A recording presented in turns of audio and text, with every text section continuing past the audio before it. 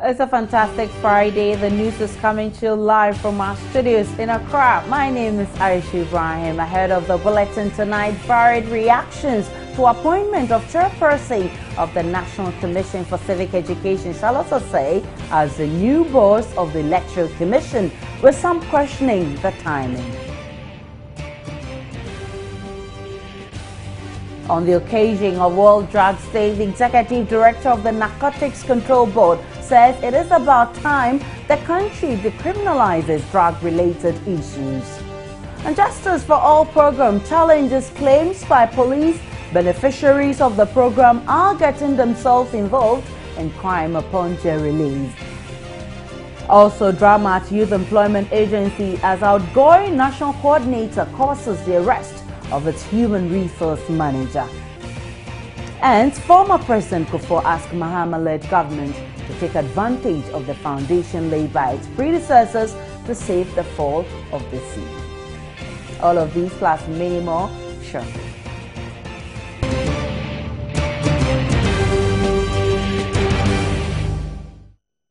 Many thanks for your time. There have been varied reactions to the appointment of the chairperson of the National Commission for Civic Education, Barima Osei, as a new chairperson of the Electoral Commission. Mrs. Osei, a lawyer, will be replacing Dr. Kwajafari-Chan, was retiring, having occupied that position for about 20 years. A statement issued from the Flagstaff House described Mrs. Osei as a lawyer with significant experience in public service management, institutional reform, and also has expertise in corporate law, banking, insurance, project financing, and public-private partnerships. While some have hailed the appointment of a woman to the position as commendable, there are others who have expressed reservations. Deputy Minority Leader Dominic Nitiwul describes the timing of the appointment as bad.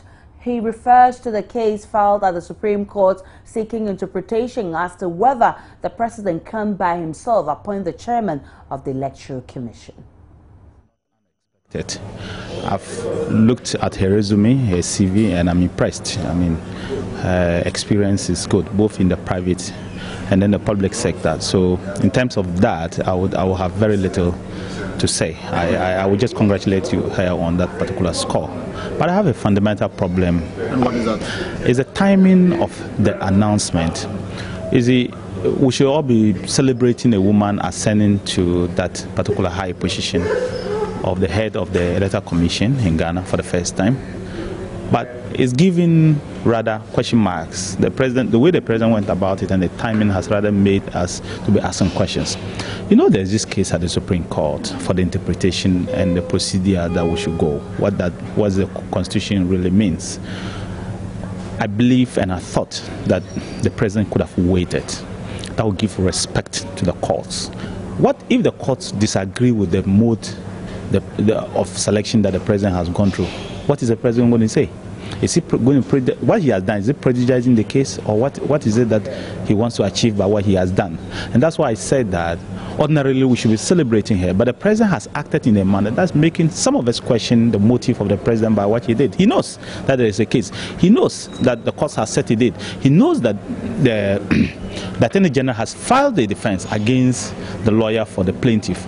And for him to do what he did, I thought that that's not respect to the courts at all. And remember, the courts want the Electoral Commission.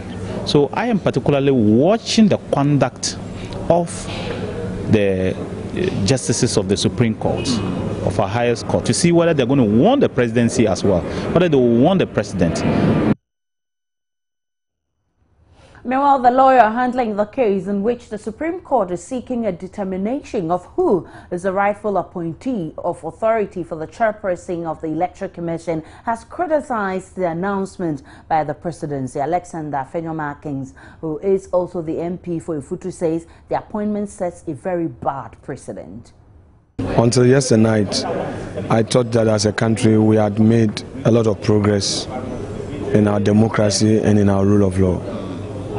I believe that a matter that two parties have their own legal views on are making divergent submissions, have different contentions, and how far we've gotten to in court, the most appropriate thing would have been to have allowed the Supreme Court to determine the true meaning of those relevant provisions. We went to court. The learned Attorney General made an application for extension of time, which same application was granted. They have since filed their defense. We have been served. We've replied. There is a date fixed for final hearing. Why the rush? Was it meant to trigger chaos or what? So I feel very disappointed, to say the least. I believe that as to whether or not it is contemptuous, it is for the Supreme Court to determine. I would say that the action by Mr. President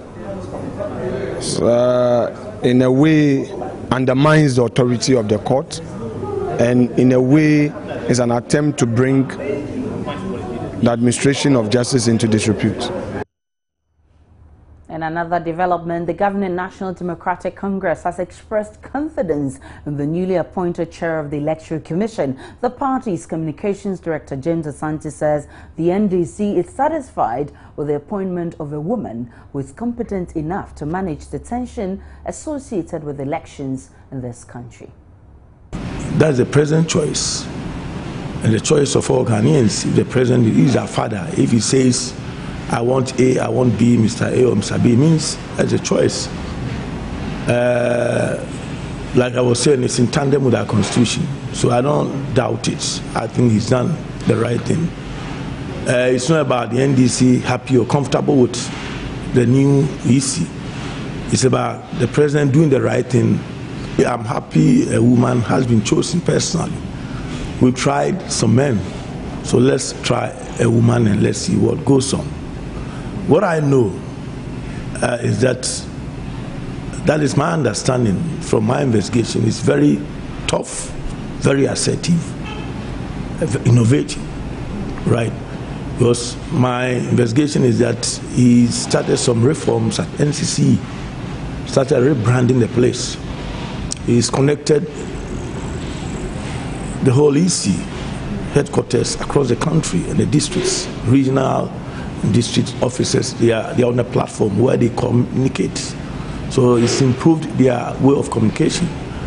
And so many other things, right? So you think she can stand the heat? The heat is inevitable. You are talking about elections, you are talking about democracy.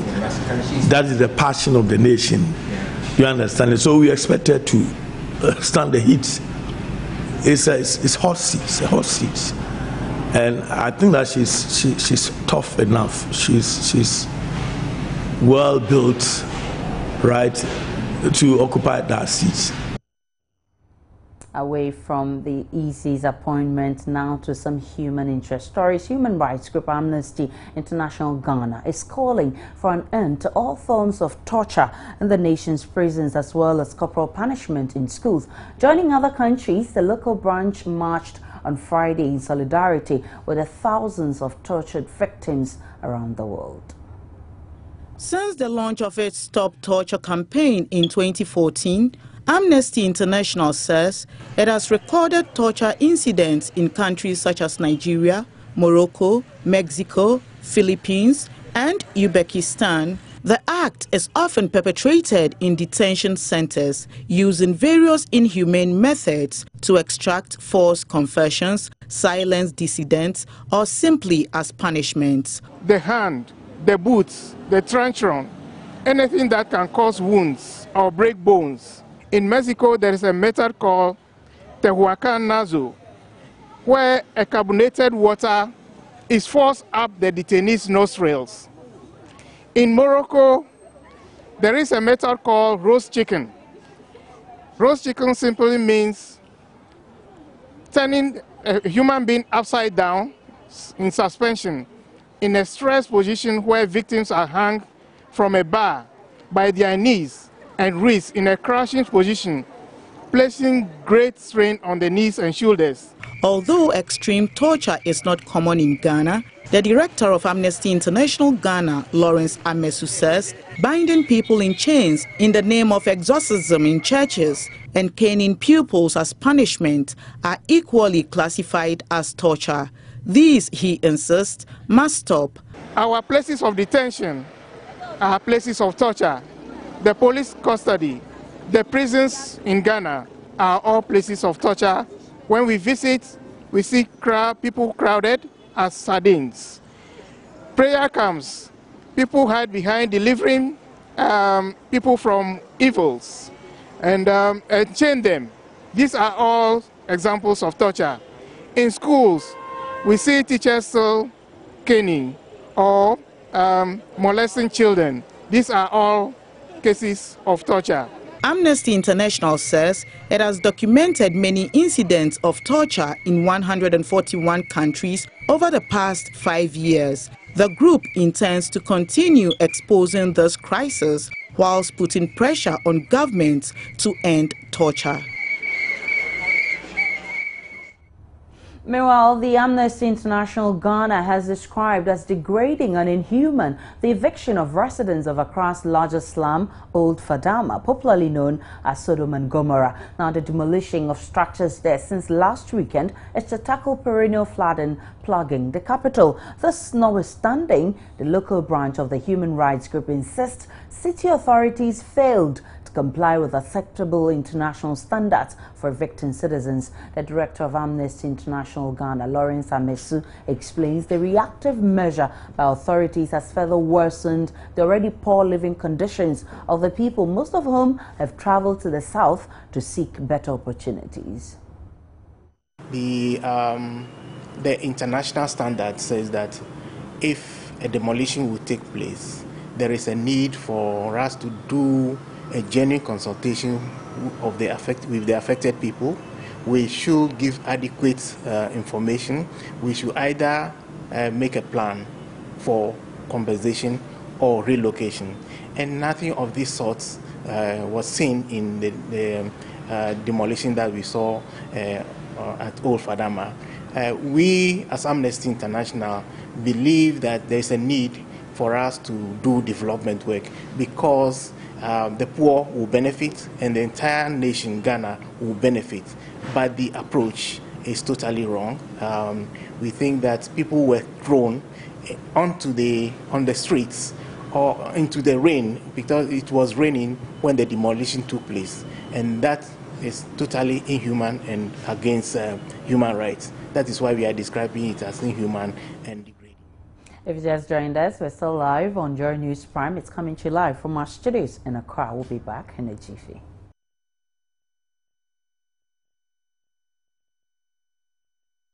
Welcome back now to the rest of our stories. And former President John Kufuor has endorsed ongoing plans to privatize some aspects of the electricity company of Ghana. The company is one of the largest power distribution utilities in sub-Saharan Africa, with over 2.5 million registered customers and selling approximately 6,000 GWh of electricity per annum. Now, the institution has, however, been plagued with several challenges, especially in debt. Former President Kufuor, at the launch of the second compact of the Millennium Challenge account, said some privatization of ECG will surely help in solving the country's energy crisis. We believed the private sector had a role to play for the development of the economy, and we believe it religiously. The private sector has a role to play. Economy and society are growing. Government cannot do it all.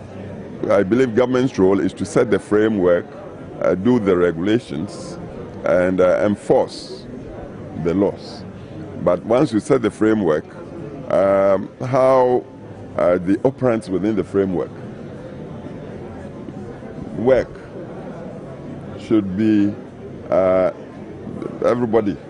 It's inclusiveness. Let everybody find their level and play within the system legitimately. And private sector is critical to grow the economy. We hear so often on platforms that the private sector is the engine of growth. If that's the case, and in a very vital sector like supply of energy.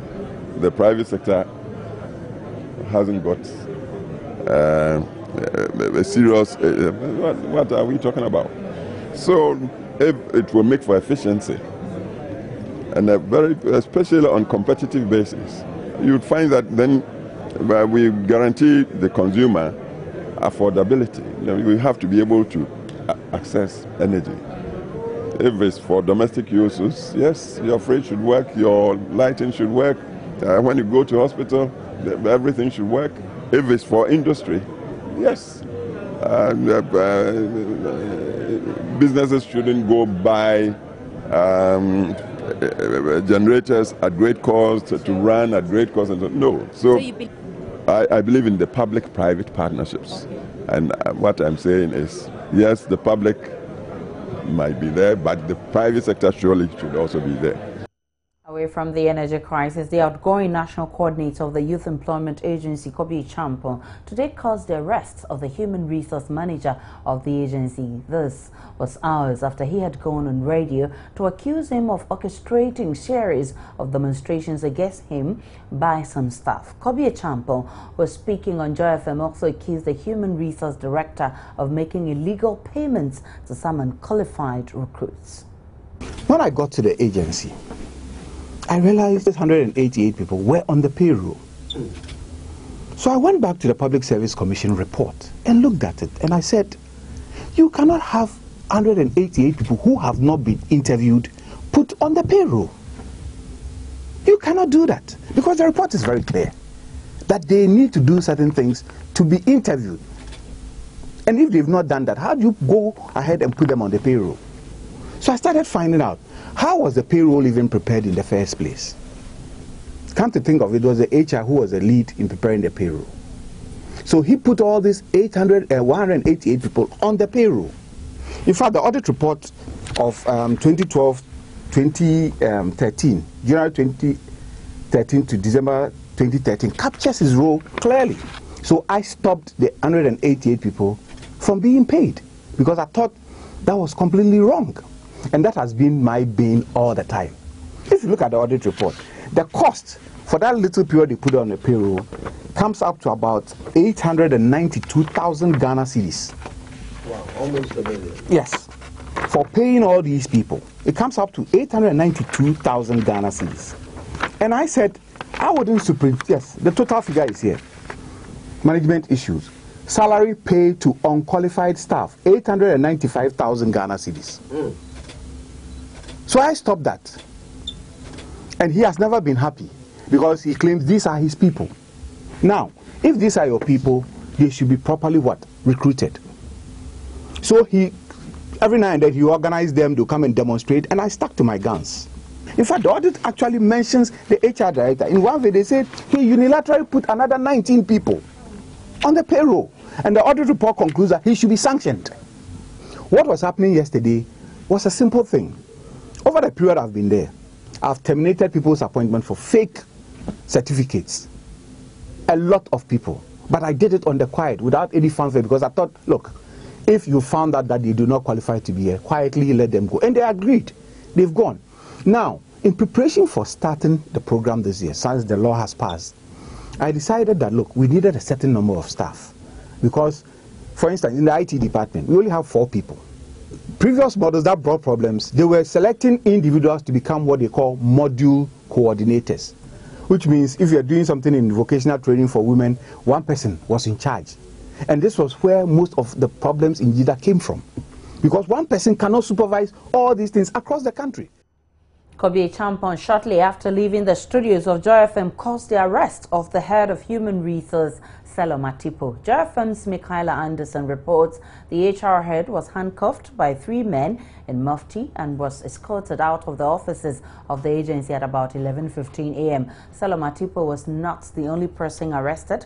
According to Michaela Anderson, the men later turned their anger on their colleague, and in turn at Joy FM assaulted him and bundled him into a car and sped off. They accused the intern of taking pictures of the arrest an accusation Michaela has denied, but the outgoing YEA national coordinator says the arresting officers may have misunderstood the instructions given them. He spoke on the Pulse. Let's first hear Michaela on the ordeal.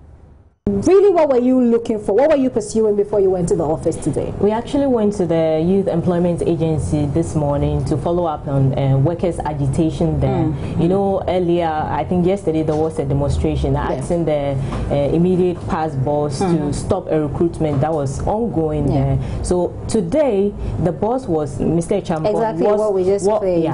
He was on the Super Morning Show, and he was making a lot of allegations against the HR director. And so the workers marched to Joy FM and demanded to give us their own side, of the story, which is fair. Which is fair. We heard them, and then they said, well, they are not happy with what was going on, and so they were going back to the office to lock up the place.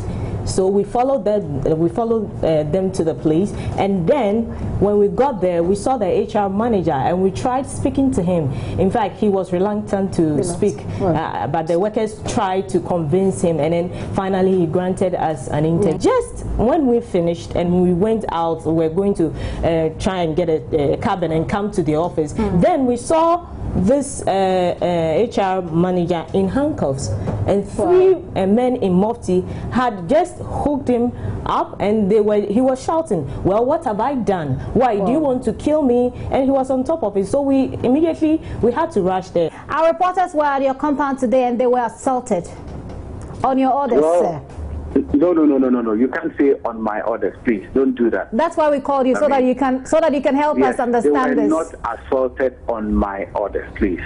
Please explain to us. They were in the HR manager's office. There were so many people in there. I was not even present when the BNI went in there and arrested the HR manager. So you can't say they were assaulted on my orders.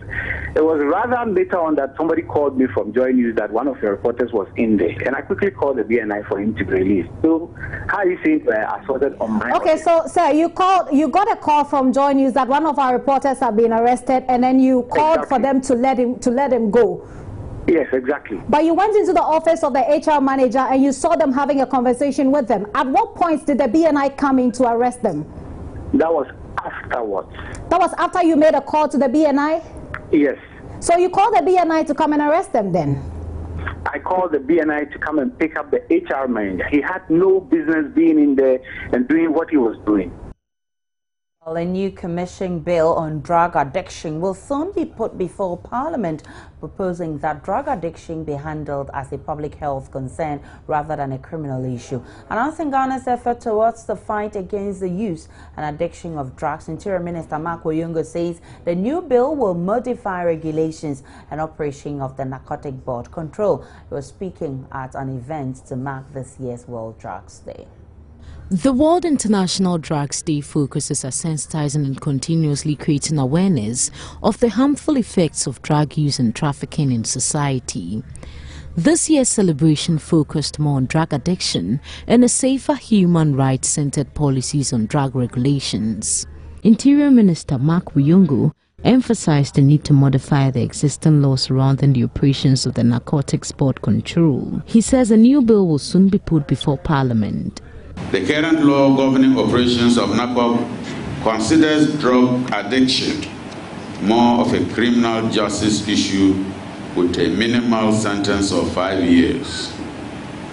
In line with the National Integrated Program, the new Commission bill, which will soon be put before Parliament, proposes that drug addiction will be regarded as a public health issue and not only a criminal justice issue.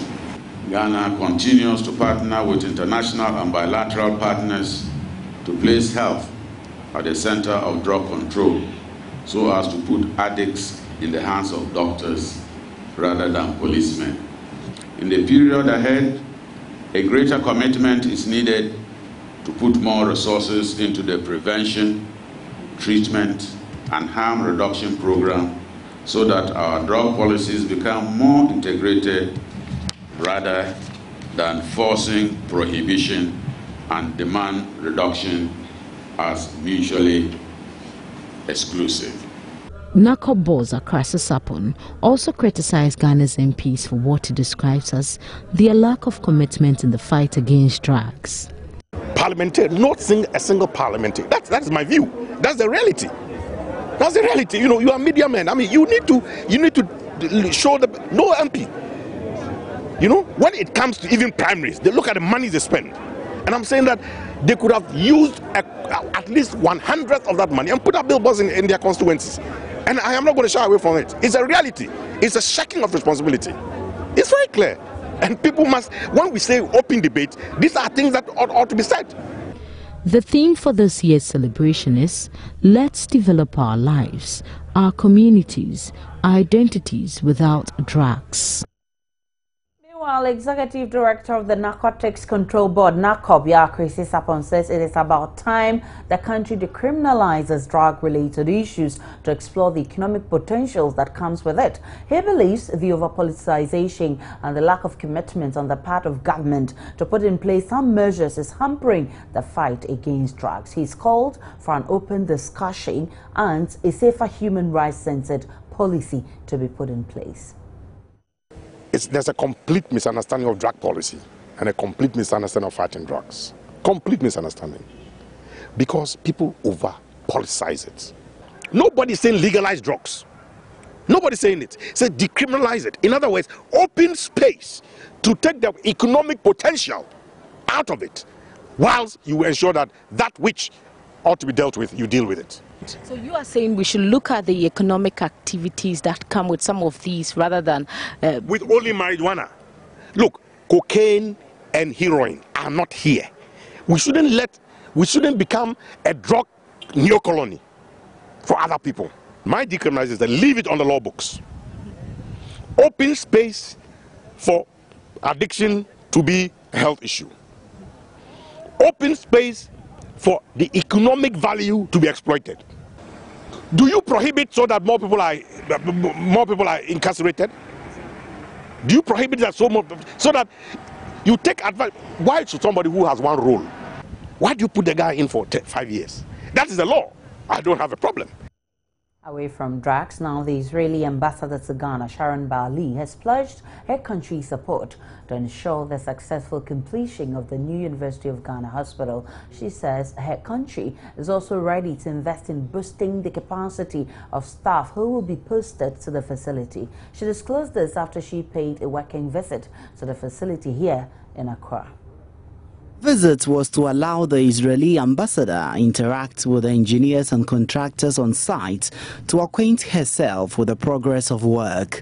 To promise you here that we will continue to do our utmost, and it doesn't matter that I will not be here, my successor will be here, and it will be just as helpful and just as embracing for this project.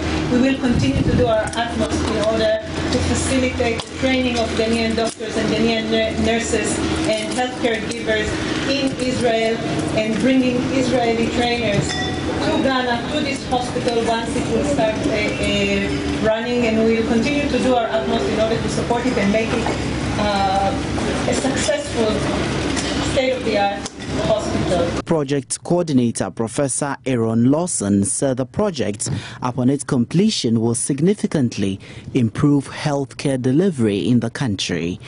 It's going to be a one-stop shop for all Ghanaians, you know, and you know, because we're going to ultimately, when phase 2 comes on board, phase 2 has got the heart center. We're going to start with modest cardiothoracic surgeries here, but ultimately would add a heart center, then rehabilitation for people who have had strokes and so on, you know, a modern rehabilitation center, then a cancer center with linear accelerators and modern ways of treating cancer. The over $180 million project being undertaken in 2 phases will have an emergency room, operating theaters, laboratories and a mechanical room. The first phase will provide 600 beds, while the second phase will provide an additional 400 beds. Construction works are expected to be completed in the first quarter of 2016. Imagine a Kayo wanting to be a lawyer. Well, Today, we met a head porter who has a burning desire to become an attorney. Earlier this week, Kubra Hussaini had the rare privilege of meeting the Chief Justice. Kubra has been sharing her experiences with Felix Akoyam. I feel happy because people are in Ghana here, even government workers, want to see Chief Justice with their own eyes. They couldn't. But me, this Kayayo, so-called Kayayo, they sent me to go and see Chief Justice. I met her, we chat, she shared her experience in life. I did my own too. I narrate my story. And then they were very happy to hear my story. But so, I'm emphasizing on education. I don't want to leave education aspect. To extend, I even ate with Chief Justice in the conference. Oh, you ate with her? She joined us there. Even most of the judges and then the lawyers were there. Wow. So at that moment, when you sat in the same conference room, dining with the Chief Justice, what was running through your mind? I asked myself a big question. Why is it that this woman is part of us in this dining hall? She's the next in command. And we, being KIAs and other things, got the opportunity to sit in the dining hall, ate with Chief Justice. Who am I to sit in the same dining, ate with Chief Justice? Is there something the Chief Justice said that you never forget? Yes, she said something that I will never forget.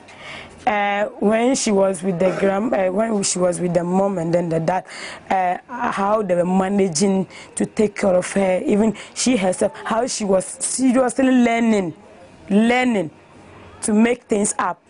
Just for the mom and then the dad, not to say, oh, we've just spent on this girl for nothing. Touching story there. We'll be back shortly with the business segment.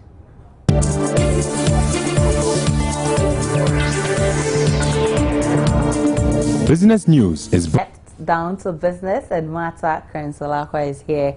Hi.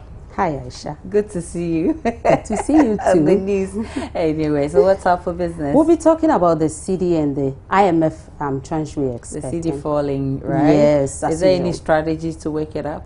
We'll see that in our right, stories. So let's hear you, Martha. My name is Martha Krensolakwa, and first in business, former finance minister and leader of the Ghana team, which recently negotiated program assistance with the IMF, is confident Ghana will receive favorable reviews from the visiting team currently assessing the country's adherence to the IMF's prescriptions. He says the country stands a good chance of being cleared for the second tranche of the money expected from the IMF. Speaking with Joy Business, Dr. Botre maintained Ghana is on the path to economic recovery. Well, you should be talking to the Minister of Finance on this. But if I may just have as an opinion, yes, the IMF team are in place, are in town to do the first review of the program. It is going smoothly, and I'm confident that it will be concluded successfully in the next few days. I think that all the targets and structural benchmarks and performance criteria that were written into the program will be met, have been met, and that the review will end successfully. And as part of measures to stabilize the cedi, the Bank of Ghana says it's releasing more dollars into the markets to help halt the cedi's depreciation. This is one of the many measures, including entering an IMF bailout program expected to halt the free fall of the cedi. While many have questioned this move by the Bank of Ghana, former finance minister and leader of the IMF negotiating team, Dr. Kwesi Boche, says the move is the ideal way to save the situation. Well, I think it will. I think that this first review should help because, you know, we signed a program and we've done a fairly substantial fiscal adjustment already as a country. And yet, we haven't quite got the market recognition that should come with a program like this. And I suspect that it is because of lingering and not entirely justified worries about whether we can stick with the program, and two, whether perhaps the upcoming election in 2016 will cause a resumption of some profligacy, you know, in expenditure and so on. I don't think so. But my hope is that a successful conclusion of this first review will go a long way in dispelling these lingering skepticism. But I'm confident that it will end successfully. All right. So you think that it will help with the current state of the city? Oh, I think it will. It'll help boost confidence. But above all, I think the governor has announced a number of measures, including an increase in the supply of foreign exchange to the market. That should help. But over the long term, I think it is about time for us to, as a country, to begin to look at the re-transformation of the economy and a curbing, especially, of its extreme import dependence. All right, so talking about the 20 million, I'm sure you're talking about the $20 million. Other things, yes. Where is that money coming from? Some have a question. You'll have to ask the governor that. But it's money the governor has, obviously. And still on the city, former President John Agyekum Kufuor has tasked the Mahama-led government to take advantage of the foundation laid by its predecessors to save the free fall of the city. The city is currently trading at 4 cedis 46 pesos on the Forex market and 4 cedis 26 pesos on the interbank market, a situation he regrets is collapsing businesses. But I tell you, we didn't come by the redenomination by chance. And if you listen to what I said just a short while ago, I said we expected the success of the execution of Compact 1 to become a template for all other aspects of government. That's how we were trying to govern during my tenure.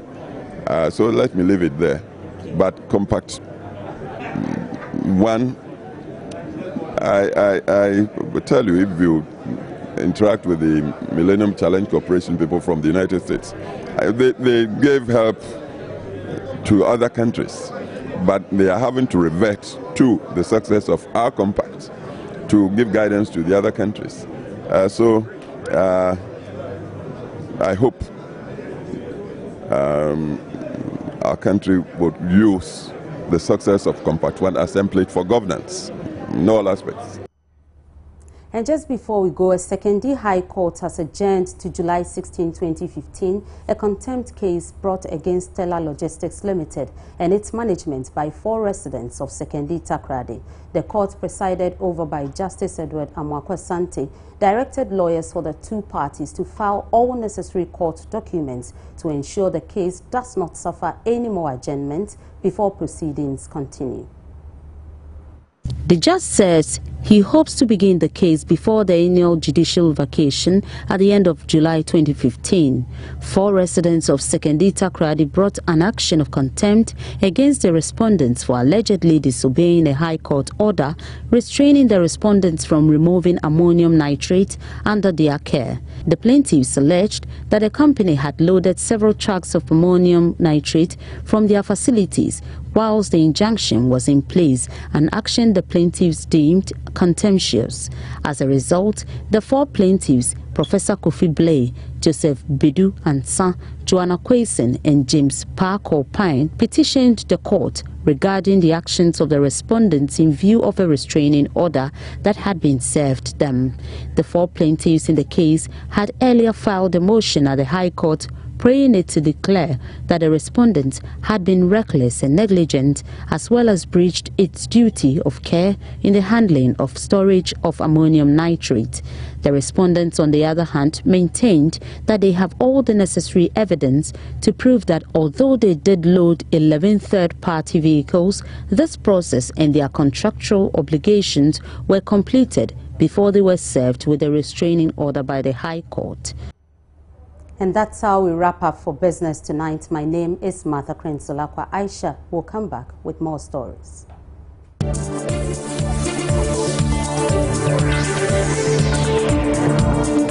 Business News was brought to you by... Now time to one of my favorites, and that's sports.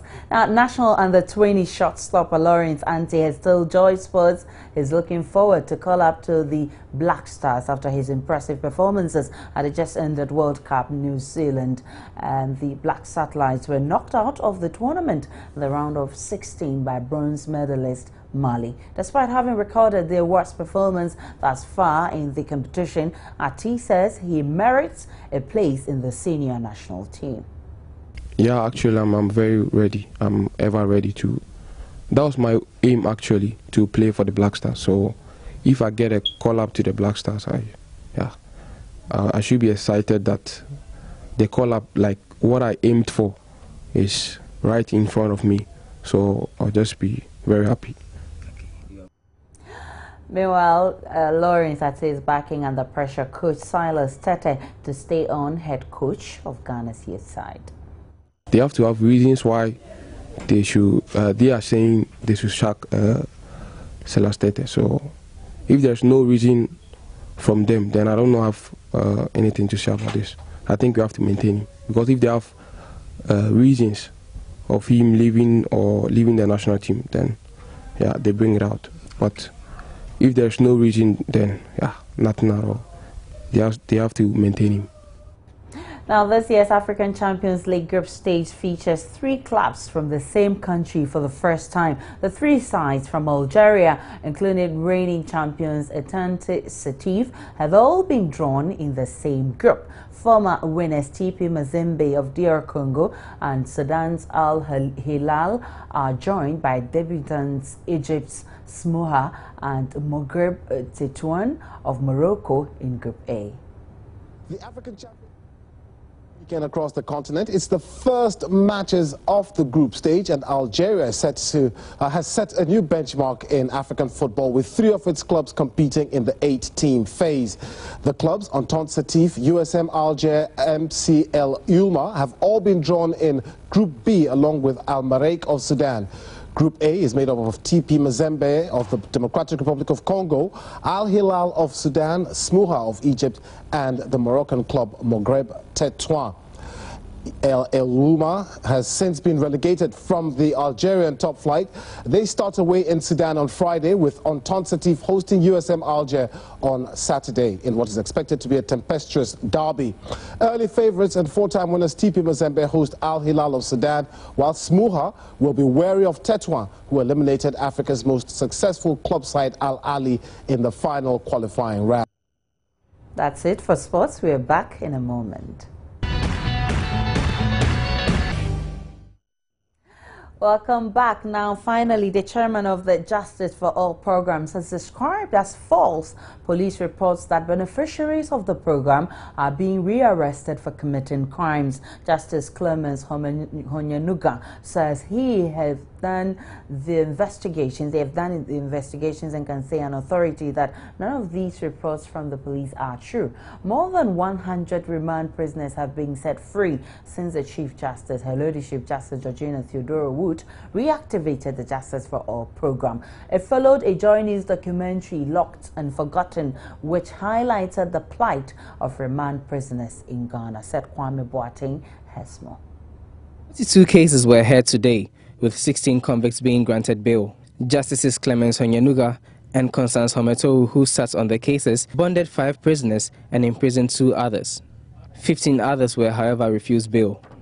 Justice Clemens Honyanuga reiterated their commitment to decongest the prisons and challenged the claims by the police about the rearrest of beneficiaries of the Justice for All program. Yes, your expectation is to decongest the prisons of remand prisoners. So going through the cases, is there anything that strikes you that you think raises questions about our court system and then our prison service? Well, there was one case, a particular case in which this lady is pregnant, 5 months pregnant, and from the facts, it indicated that she was suspected to have conspired with others to have committed robbery. The other conspirators were not arrested; they're still at large, and she alone, a 20-year-old lady, that they are attending court in Cape Coast, and she's been here 5 months pregnant. I mean, she's just alone here, and we thought that it was not too fair for her to still be in prison, being pregnant, with nobody caring for her, no visitation. Although the prison officers are doing their best, they take care for antenatal care and others. So as a result, he granted bail to them. Chief State Attorney. That's where we draw the curtains. My name is Aisha Brian. Many thanks for your time, and on behalf of the production team, have a great evening.